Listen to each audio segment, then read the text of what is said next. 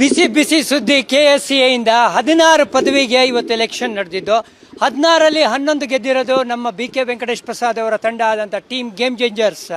Venkatesh Prasad president ಆಗಿ elect ಆಗಿದ್ದಾರೆ, Sujit Somasundar vice president ಆಗಿದ್ದಾರೆ, ಸಂತೋಷ್ ಮೆನನ್ ಸೆಕ್ರೆಟರಿ ಆಗಿದ್ದಾರೆ, ಮಧುಕರ್ ನಾಗರಾಜ್ ಮಗ ಜ್ಞಾಪಕ ಇದೆಯಲ್ಲ ಅವರು ಟ್ರೆಷರರ್ ಆಗಿರೋದು, BK ರವಿ ಜಾಯಿಂಟ್ ಸೆಕ್ರೆಟರಿ ಆಗಿ ಬಂದಿದ್ದಾರೆ. ಬೆಂಗಳೂರಲ್ಲಿದ್ದಂಥ 5 ಪದವಿಗಳು ಅಂದರೆ 2 ಲೈಫ್ ಮೆಂಬರ್ ಹಾಗೂ 3 ಕ್ಲಬ್, 5ಕ್ಕೆ 5 ಕ್ಲೀನ್ ಸ್ವೀಪ್ ಮಾಡಿರೋದು ಟೀಮ್ ಗೇಮ್ ಚೇಂಜರ್ಸ್ ಅಂದರೆ ವೆಂಕಟೇಶ್ ಪ್ರಸಾದ್ ಅವರ ತಂಡ.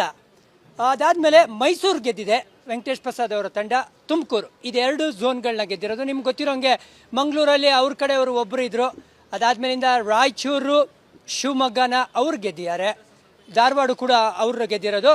ಔಟ್ ಆಫ್ 16 ಸೀಟ್ಸು 11 ಪದವಿಗಳನ್ನ ಗೆದ್ದಿರೋದು ವೆಂಕಟೇಶ್ ಪ್ರಸಾದ್ ಅವರ ಪಡೆ. ಹಾಗಾಗಿ ಮೆಜಾರಿಟಿನ ಪಡ್ಕೊಂಡಿದೆ. ಕರ್ನಾಟಕ ಕ್ರಿಕೆಟ್ಗೆ ಇದು ಒಳ್ಳೆ ನ್ಯೂಸ್ ಅಂತ ನನಗನ್ನಿಸ್ತಾ ಇದೆ.